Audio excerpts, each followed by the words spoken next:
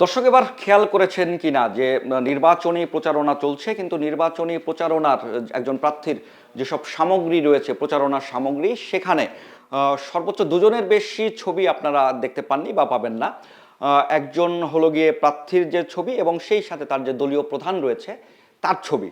এবং আগে যেটি হতো যে এরকম একটি প্রচারণা পত্রে সাধারণত আরও বেশ কয়েকজনের ছবি থাকতো। যদি উদাহরণের জন্য বলি, ধরেন বিএনপির কোনো প্রার্থী, সেখানে সেই প্রার্থীর ছবি থাকবে এবং বর্তমান দলীয় প্রধান হিসেবে তারেক রহমানের ছবি থাকবে। হয়তো আগের সময়টি থাকলে সেখানে খালেদা জিয়া এবং সেই সাথে জিয়াউর রহমান তাদের ছবিও থাকতে পারত, কিন্তু এবার সেই নিয়মটি আসলে করা হয়নি। নিয়মটি আসলে কঠোরভাবে পালন করা হচ্ছে। এবং সেই সাথে যদি বলি, একজন প্রার্থী সর্বোচ্চ 25 লাখ টাকার বেশি তার নির্বাচনী ব্যয় হবে না, এরকম নানান বিধিনিষেধ রয়েছে এবারকার দল এবং প্রার্থীর যে আচরণ বিধিমালা রয়েছে সেটিতে। এবং আমি যদি বেশ কয়েকটি এরকম উল্লেখযোগ্য এবং গুরুত্বপূর্ণ আচরণ বিধি আপনাদের যদি একটু জানিয়ে দেই, যে এবার আসলে কোনো ধরনের পোস্টার কোনো নির্বাচনী যে প্রার্থী রয়েছেন তারা ব্যবহার করতে পারবেন না।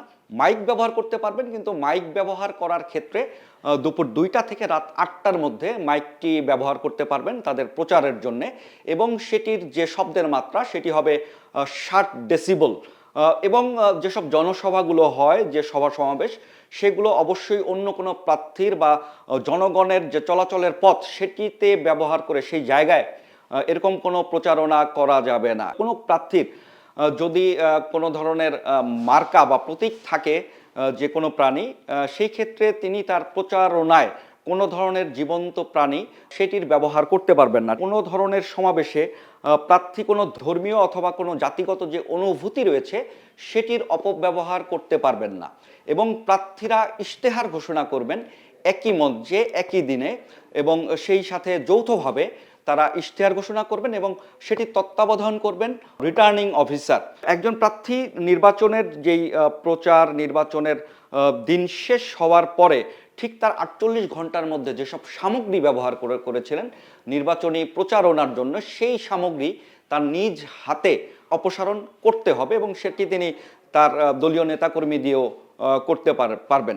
এবং আরেকটি যেই ব্যাপারটি রয়েছে যে যানবাহন ব্যবহারের ক্ষেত্রে, যে সাধারণত প্রার্থী তার প্রচারণার জন্যে তার বাহন ব্যবহার করতে হয়, সেই ক্ষেত্রে তিনি আসলে যান্ত্রিক কোনো বাহন ব্যবহার করতে পারবেন না। তবে সেই ক্ষেত্রে হেলিকপ্টার ব্যবহার করা যাবে এবং হেলিকপ্টার ব্যবহার কিভাবে করতে পারবেন তারও আসলে বিধিনিষেধ রয়েছে, যেটি আপনাদের পরবর্তীতে জানিয়ে দিব। দর্শক, এই যে নিয়মকানুনগুলোর কথা বললাম, এই নিয়মকানুনগুলো আসলে সঠিকভাবে পালন হচ্ছে কিনা সেটি নিয়েও আসলে একটি কমিটি করা হয়েছে, যেটির নাম নির্বাচনী অনুসন্ধান এবং বাস্তবায়ন কমিটি, যেখানে 300 জন বিচারক থাকবেন, যারা মূলত প্রার্থীরা এসব আচরণ মানছেন কিনা সেটি দেখবেন। এবং সেই সাথে কোনো প্রার্থী যদি এরকম আচরণ বিধি না মেনে থাকেন, সেই ক্ষেত্রে আসলে তিনি 3 দিনের মধ্যে ইসি বরাবর প্রতিবেদন দিবেন। আমরা যদি একটু বিষয়ভিত্তিকভাবে বলি, যে জনসভা, পথসমাবেশ এবং সমাবেশ, সেই ক্ষেত্রে আসলে একজন প্রার্থীর ক্ষেত্রে কি কি নিয়ম মানতে হবে। একজন প্রার্থী অবশ্যই অন্য প্রার্থীর সভা ভণ্ডুল হয় এরকম কোনো কাজ করতে পারবেন না, কোনো ধরনের উস্কানি দিতে পারবেন না এবং কোনো ধরনের বিঘ্ন সৃষ্টি করতে পারবেন না, কোনো ধরনের ভয়ভীতি দেখাতে পারবেন না।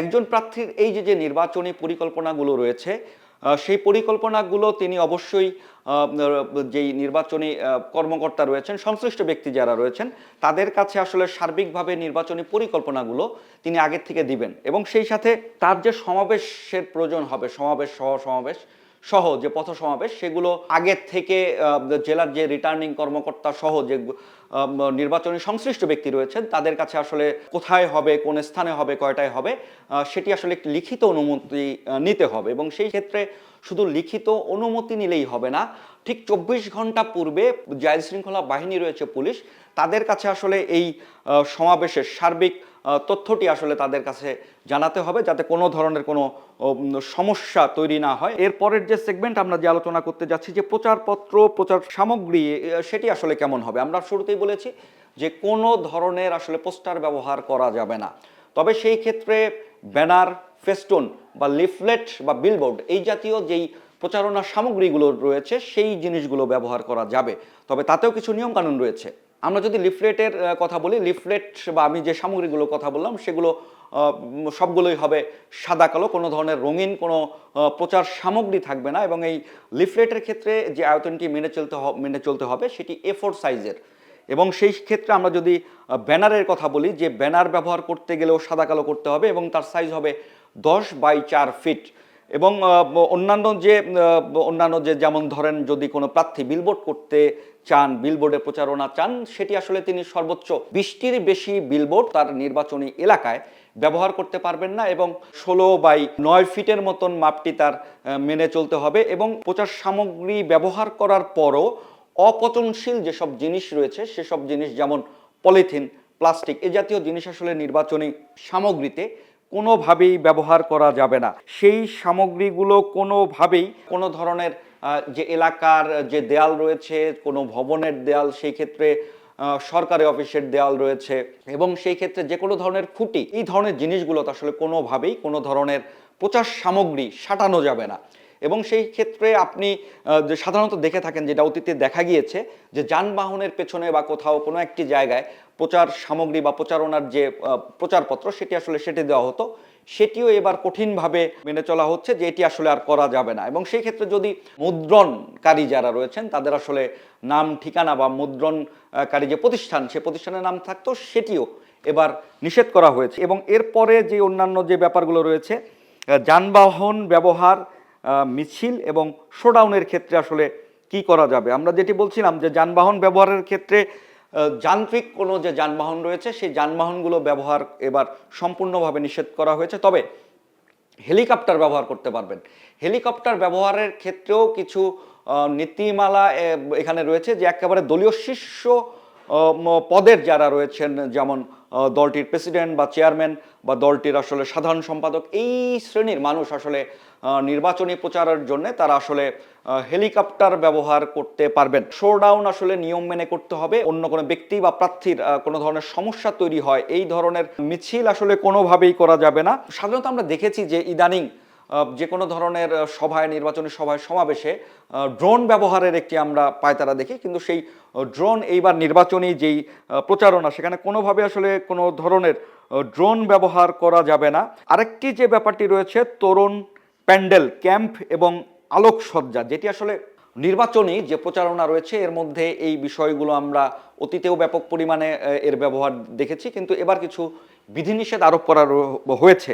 আমরা যদি একটু তোরণের কথা বলি বা গেটের কথা বলি, যে সেই ক্ষেত্রে এইবার নির্বাচনে তোরণ বা গেট সম্পূর্ণভাবে নিষেধ করা হয়েছে। মানে আপনি একজন প্রার্থী হিসাবে তিনি আসলে এই ধরনের জিনিস ব্যবহার করতে পারবেন না।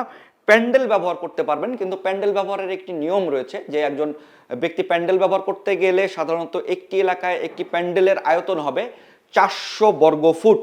এবং এই 400 বর্গ ফুটের নিয়ম মেনেই তার আসলে প্যান্ডেলটি তৈরি করতে হবে। কতটি ক্যাম্প আসলে একটি নির্বাচনী এলাকায় হতে পারে, ওয়ার্ড বা ইউনিয়নে একটি মাত্র ক্যাম্প ব্যবহার করা যাবে, কিন্তু সেই ক্ষেত্রে সাধারণত একটি মাত্র নির্বাচনী এলাকায় সর্বোচ্চ একটি কেন্দ্রীয় ক্যাম্প থাকবে। এবং সেই ক্যাম্পকে কেন্দ্র করে একজন প্রার্থীর তার আসলে নির্বাচনী যে প্রচারণা, সেই নির্বাচনী প্রচারণা করতে হবে। এবং একই সাথে যে নির্বাচনে আগে যে দেখতাম যে বিভিন্ন ধরনের প্যান্ডেল বা অন্যান্য জায়গায় যে আলোকসজ্জার যে ব্যাপারটি ছিল, সেই আলোকসজ্জাটি এবার সম্পূর্ণভাবে নিষিদ্ধ করা হয়েছে। সেই সাথে লাউড স্পিকার একটি এলাকায় একই সাথে 3টির বেশি ব্যবহার করা যাবে না। অন্যান্য যে গুরুত্বপূর্ণ বিষয় রয়েছে, সামাজিক যোগাযোগ মাধ্যম এবং এআই ব্যবহার। বর্তমান সময় আসলে প্রযুক্তির ব্যবহারের কারণে প্রচারের একটি বড় একটি মাধ্যম সামাজিক যোগাযোগ মাধ্যম। এবং সামাজিক যোগাযোগ মাধ্যমের ক্ষেত্রে একটি জিনিস বলে দেওয়া হয়েছে নির্বাচন কমিশন থেকে, যে আচরণ বিধি রয়েছে, যে সামাজিক যোগাযোগ মাধ্যম যে প্রার্থীর যেসব অ্যাকাউন্ট রয়েছে এবং প্রার্থীর এজেন্টদের যেসব অ্যাকাউন্ট রয়েছে এবং সেই সাথে তার যে ইমেল অ্যাড্রেস রয়েছে, সেসব জিনিসের আসলে অ্যাকাউন্টগুলো রিটার্নিং কর্মকর্তা সহ যে নির্বাচনী সংশ্লিষ্ট ব্যক্তি রয়েছে তাদের আসলে আগে থেকে জানিয়ে রাখতে হবে, যাতে কোনো ধরনের আসলে কোনো ধরনের অভিযোগ পরবর্তীতে দিতে না পারেন। এবং সেই ক্ষেত্রে এসব সামাজিক যোগাযোগ মাধ্যমে ভুয়া তথ্য সংবলিত যেসব কন্টেন্ট রয়েছে, অপতথ্যের যেসব কন্টেন্ট রয়েছে, যেসব ছবি রয়েছে, সেসব ব্যবহার করা যাবে না। মূল কথা যে অন্য কোনো প্রার্থী ব্যক্তিকে কেন্দ্র করে কোনো ধরনের উস্কানি তৈরি হয়, সেই ধরনের আসলে কোনো কন্টেন্ট ব্যবহার করতে পারবেন না। এবং একই সাথে কোনো ব্যক্তির ধর্মীয় অনুভূতিতে আঘাত দেওয়া বা নারীদের ক্ষেত্রে কোনো ধরনের কোনো উস্কানিমূলক বক্তব্য বা কোনো ধরনের অসৌজন্যমূলক বক্তব্য, এগুলো সম্বলিত কোনো প্রচার আসলে এই ধরনের কন্টেন্ট ব্যবহার করা যাবে না। এবং একই সাথে তার যে প্রার্থী রয়েছেন, তার যে প্রতিদ্বন্দ্বী রয়েছেন, তাদের সম্পর্কে কোনো ধরনের আসলে কোনো ব্যক্তির চরিত্র হনন টাইপের অথবা তার সম্পর্কে কোনো আক্রমণাত্মক যেসব ভাষা রয়েছে, সেসব ভাষার কোনো ব্যবহার করা যাবে না। সেই সাথে যেসব ছবি রয়েছে, সেই সব ছবিও আসলে ব্যবহার করা যাবে না। এআই ব্যবহারের ক্ষেত্রে আসলে অনেক ক্ষেত্রেই মানুষ যাচাই বাছাই না করে তারা বিভিন্ন সংবাদ শেয়ার করে থাকেন। সেটি আসলে এরকম যাতে না হয়, এআই কি আসলে কোনো ধরনের অপব্যবহার যাতে না করা হয়, সেটি আসলে বলা হয়েছে। এবং সেই সাথে কোনো ধরনের এডিট করে কোনো ধরনের ভায়োলেন্স করা বা কোনো ধরনের ব্যক্তির সম্পর্কে আসলে তার কথা এডিট করে আসলে সেটি আসলে অন্য কোনোভাবে তৈরি করা, সেটি যাতে না করা হয়, সেটি আসলে এই সব আচরণ বিধিমালার মধ্যে তুলে ধরা হয়েছে। আরও যেসব ব্যাপার রয়েছে যে একজন প্রার্থী আসলে বিদেশে কোনো প্রচারণা চালাতে পারবেন না, তার পক্ষের হয়ে কেউ প্রচারণা সেখানে চালাতে পারবেন না, এবং প্রার্থী নিজেও সেখানে প্রচারণা চালাতে পারবেন না। এবং একই সাথে যদি বলি যে এই ব্যক্তি সরকারি কোনো স্থান, বিশেষ করে স্কুল হোক, সরকারি স্থাপনা হোক, হাসপাতাল, উপাসনালয় যেগুলো রয়েছে, সেখানে আসলে কোনো ধরনের প্রচার সামগ্রী রাখতে পারবেন না এবং প্রচারণার অংশ করতে পারবেন না। এবং কোনো ধরনের উপঢৌকন, কোনো ধরনের পুরস্কার, কোনো ধরনের চাঁদা কোনো প্রার্থী অন্য কোনো ব্যক্তির থেকে নিতে পারবেন না। অন্য কোনো ব্যক্তি এই সব প্রার্থীকে তাদের আসলে এই ধরনের পুরস্কার বা এই ধরনের উপঢৌকনমূলক যা যা জিনিস রয়েছে, পুরস্কার রয়েছে, সেগুলো দিতে পারবে না। এরকম আসলে কঠোর কিছু বিধিনিষেধ এবারকার যে আচরণ বিধি রয়েছে, সেই আচরণ বিধিগুলোর মধ্যে সন্নিবেশিত রয়েছে। এবং এর পরেও যদি কোনো প্রার্থী কোনো আচরণ বিধিমালা ভঙ্গ করেন, সেই ক্ষেত্রে তার জন্য অর্থদণ্ড রয়েছে, যে সেই ক্ষেত্রে তিনি 1.5 লাখ টাকা, 1,50,000 টাকার মতন তার অর্থদণ্ড হতে পারে। এমনও হতে পারে যে তার যদি কারাদণ্ড হয়, সেই ক্ষেত্রে 6 মাসের তিনি কারাদণ্ড পেতে পারেন। আরেকটি কথা হলো যে এর বাইরেও তিনি যদি আসলে গুরুতরভাবে এসব নির্বাচনী আচরণবিধি যদি তিনি লঙ্ঘন করেন, সেই ক্ষেত্রে তার প্রার্থিতাও বাতিল হতে পারে। এরকম সার্বিক তথ্য আচরণ বিধিমালা নিয়ে, যেটি গেজেট আকারে প্রকাশ করা হয়েছে 10 নভেম্বর, তার সার্বিক তথ্য আপনাদের জানিয়ে দেওয়ার চেষ্টা করেছি। দর্শক, ধন্যবাদ আমাদের সঙ্গে থাকবার জন্য।